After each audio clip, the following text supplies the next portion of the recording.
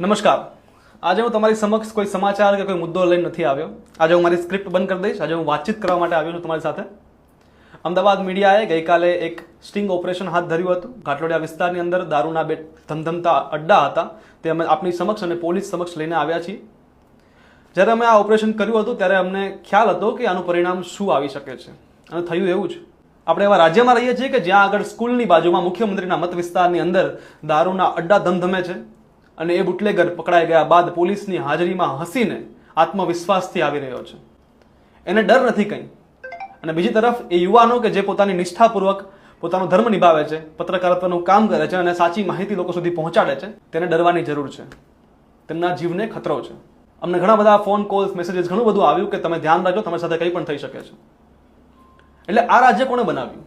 આવું વાતાવરણ બનાવ્યું કોણે કે જ્યાં આગળ એક ખોટું કરવાવાળો વ્યક્તિ આત્મવિશ્વાસથી નિડર રીતે ફરી શકે?